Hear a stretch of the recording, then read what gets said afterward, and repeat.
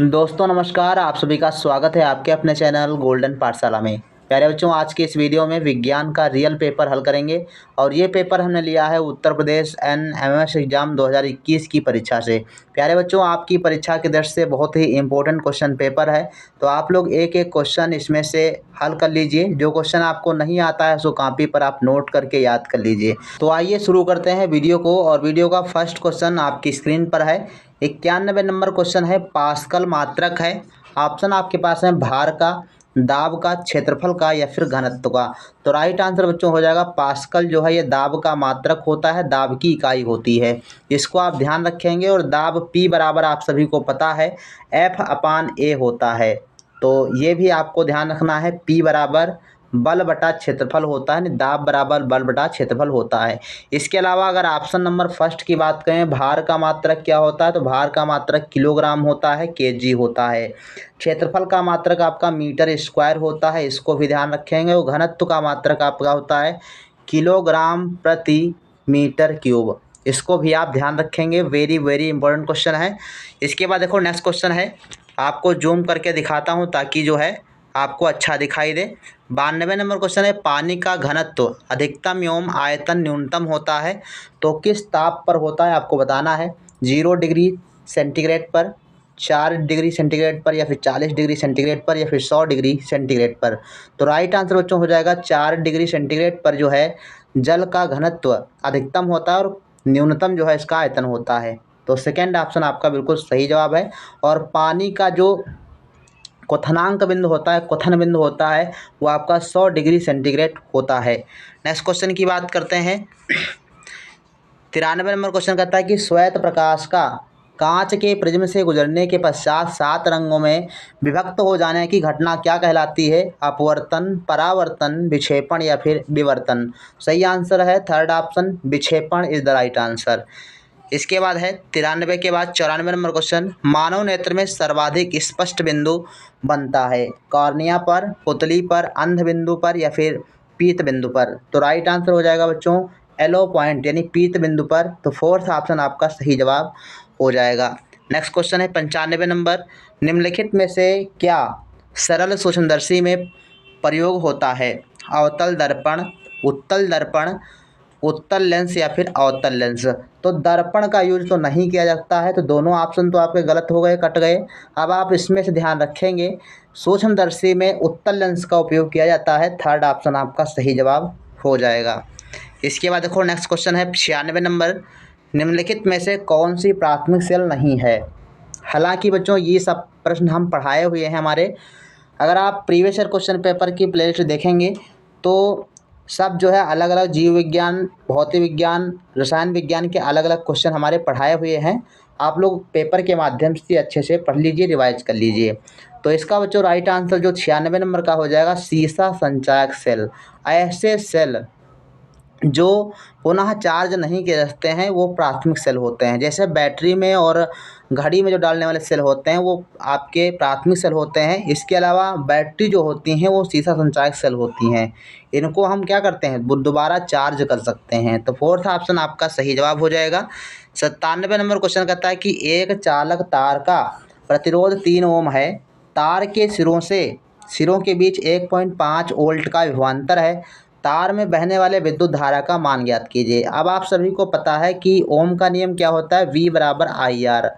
इस सूत्र के अनुसार जो है V आपका विभवांतर होता है, I धारा होती है और R आपका प्रतिरोध होता है। जो जो चीज़ दी गई है वो उसी स्थान पर डाल दीजिए और I का मान निकाल लीजिए। विद्युत धारा का मान ज्ञात करना है तो वोल्ट यानी प्रतिरोध का मान कितना दिया गया है, 3। तो यहाँ पर देखो वोल्ट का मान मतलब विभवांतर का मान V का मान 1.5 दिया गया है। तो 1.5 बराबर I और गुणे R का मान कितना दिया गया है, 3 ओम दिया गया है। अब आप 3 जो है इधर लाएंगे तो ये भाग में आ जाएगा। तो I बराबर कैसे होगा, I बराबर 1.5 और बटे में आपका आ जाएगा 3। अब इसको अगर काट दें तो 3 एकम 3, 3 पचे 15, तो 0.5 आना चाहिए। दशमलव एक अंक पर लगेगा। तो राइट आंसर आपका फर्स्ट ऑप्शन हो जाएगा 0.5 एम्पियर। इसके बाद 98 नंबर क्वेश्चन है, चुंबक का चुंबकत्व सर्वाधिक होता है चुंबक के बीच में, चुंबक के सिरों पर सभी जगह समान या चुंबक के दूर। तो राइट आंसर बच्चों आपका हो जाएगा चुंबक के सिरों पर जो है चुंबकत्व तो सर्वाधिक होता है। राइट आंसर सेकेंड ऑप्शन हो जाएगा। 2023 में पेपर आपका हुआ था, उसमें इसी से रिलेटेड एक क्वेश्चन पूछा गया था, जिसमें मान लो कि एक दंड चुंबक है और इसमें जो है सबसे ज़्यादा चुंबकत्व तो कहाँ पर होगा, तो इसके सिरों पर सबसे ज़्यादा होगा। और जैसे जैसे हम अंदर की तरफ बढ़ेंगे, मध्य सिरा जो होता है सबसे कम इस पर होता है। और इसके अलावा सिरों से जो हम मध्य की तरफ जाते हैं तो जो चुंबकत्व होता है वो घटता जाता है। अगर हम मध्य से सिरों की तरफ जाते हैं तो जो चुंबकत्व होता है बढ़ता जाता है। तो इसको आप समझिएगा। अगर आपका बेसिक तैयार होगा तो क्वेश्चन आप चाहे जैसे पूछा जाए आपका सही हो जाएगा। 99 नंबर क्वेश्चन दिया गया है कि सभी वेब एड्रेसेज इनमें से किससे शुरू होते हैं। तो इसका बच्चों जो राइट आंसर है सेकेंड ऑप्शन हो जाएगा www. इससे आपके सभी वेब एड्रेस शुरू होते हैं। सेकेंड ऑप्शन आपका सही जवाब है। और 100 नंबर क्वेश्चन दिया गया फ्लो चार्ट को समाप्त करने के लिए निम्न में से किस चिन्ह का उपयोग किया जाता है। तो इसके लिए बच्चों आपका फोर्थ ऑप्शन जो आपका जो वृत्त दिया गया है इसका इस्तेमाल किया जाता है। फोर्थ ऑप्शन आपका सही जवाब है। नेक्स्ट क्वेश्चन की बात करते हैं। 101 नंबर दिया गया है कि सिस्मोग्राफ यंत्र निम्नलिखित की तीव्रता मापता है, तड़ित की, भूकंप की, वर्षा मापी या फिर बादल फटने की। तो राइट आंसर बच्चों है भूकंप की तीव्रता मापता है सिस्मोग्राफ। इसके अलावा और पैमाने की बात करें तो रिक्टर पैमाना होता है, इसको भी आप ध्यान रखेंगे। और भूकंप की तीव्रता डेसिबल में मापी जाती है, ये भी आप ध्यान रखेंगे। तड़ित मापने के लिए तड़ित मापी यंत्र होता है और वर्षा मापने के लिए वर्षा मापी यंत्र यानी रेन गेज होता है। नेक्स्ट क्वेश्चन की बात करते हैं 102 नंबर। जीवन के लिए सब हमारे द्वारा लिए गए खाद्य पदार्थ पाचन क्रिया से छोटे छोटे टुकड़ों में टूट जाते हैं और इस क्रिया में निम्नलिखित में से कौन सा उत्पाद नहीं बनता। तो इसमें जो आपका जल नहीं बनता है, बाकी सारे उत्पाद आपके बन जाते हैं। CO2 भी बनता है, ऊर्जा और ग्लूकोज ये सारे बनते हैं। 103 नंबर क्वेश्चन है सूर्य के प्रकाश में श्वेत रंग का सिल्वर धूसर रंग हो जाता है और यह किस प्रकार की रासायनिक अभिक्रिया है। तो इसमें बच्चों आपका सही आंसर है वियोजन अभिक्रिया है। सेकेंड ऑप्शन आपका सही जवाब हो जाएगा। 104 नंबर क्वेश्चन है चिप्स बनाने वाले चिप्स की थैली में चिप्स के साथ नाइट्रोजन भी भरकर थैली सील करते हैं। नाइट्रोजन युक्त करने का प्रयोजन निम्नवत कौन सा गुण है। प्रतिऑक्सीकारक, ऑक्सीकारक, रंग कारक या फिर सुगंध कारक। तो सही आंसर बच्चों इसका फर्स्ट ऑप्शन हो जाएगा प्रतिऑक्सीकारक ये हो जाता है। फर्स्ट ऑप्शन आपका सही है। 105 नंबर बच्चों प्रश्न पूछा गया था कि निम्नलिखित सामान्य पदार्थों को पीएच के बढ़ते क्रम में रखिए, यानी पीएच का सबसे ज़्यादा मान किस में होगा। ऑप्शन आपके पास है लार, नींबू का रस, milk of magnesia, sodium hydroxide. तो इसका बच्चों जो राइट आंसर आपका हो जाएगा वो सोडियम हाइड्रॉक्साइड हो जाएगा। फोर्थ ऑप्शन आपका सही जवाब है। सोडियम हाइड्रॉक्साइड का जो पीएच मान होता है वो आपका 14 होता है और मिल्क ऑफ मैग्नीशिया का 10 होता है।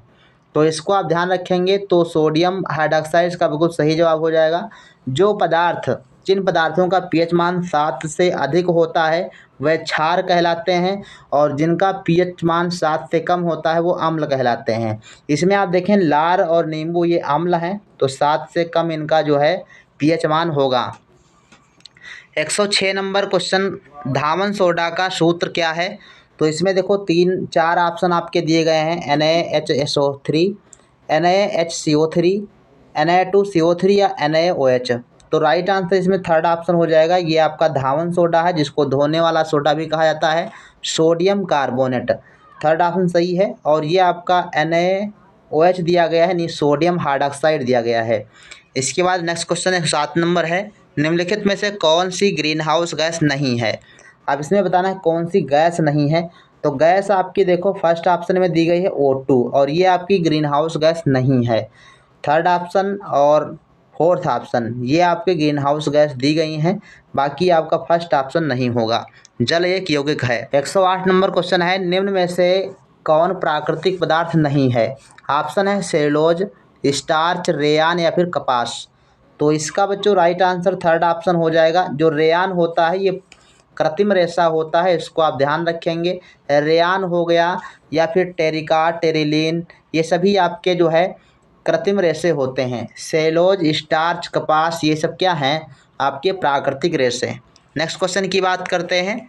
109 नंबर क्वेश्चन कहता है कि निम्नलिखित में से किसकी उपस्थिति में लोहे में जंग लगता है? शुष्क वायु, नम वायु, केवल नमी में, इनमें से सभी।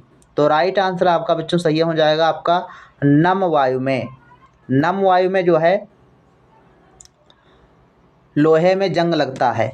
इसके बाद है नेक्स्ट क्वेश्चन 110 नंबर, सबसे कम प्रदूषण उत्पन्न करने वाला ईंधन कौन सा है? लकड़ी, हाइड्रोजन, मीथेन या फिर ब्यूटेन।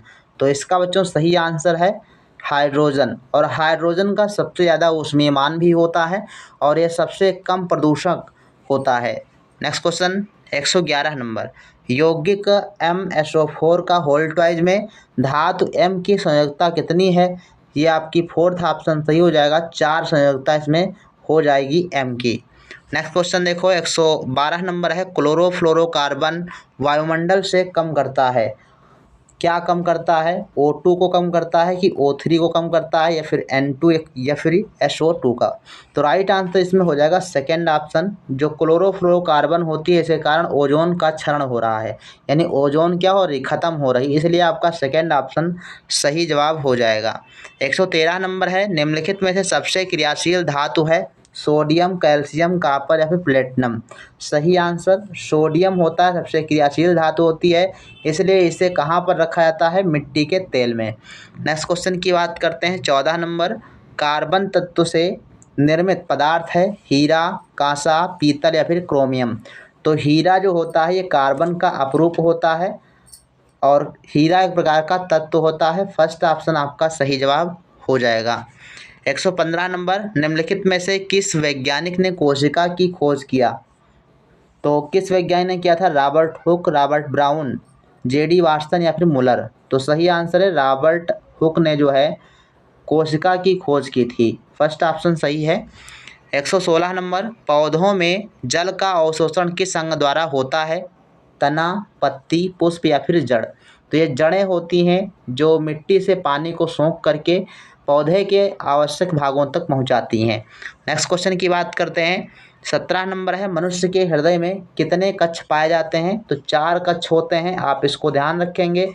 दायां अलिंद और बायां अलिंद, दायां निलय, बायां निलय। तो इस प्रकार से आप इसको याद रखेंगे, 4 भाग होते हैं। 108 नंबर है, श्वेत रुधिर कणिकाओं का मुख्य कार्य क्या होता है? ऑक्सीजन का संवहन करना, खाद्य पदार्थ का संवहन करना, रक्त का थक्का बनाना या रोगों से रक्षा करना। तो राइट आंसर फोर्थ ऑप्शन हो जाएगा। श्वेत रुधिर कणिकाओं का काम होता है रोगों से रक्षा करना और जो आपके प्लेटलेट्स होते हैं ये रक्त का थक्का बनाते हैं। इसके बाद है नेक्स्ट क्वेश्चन, किस पौधे में वर्धी प्रजनन पत्तियों के द्वारा होता है?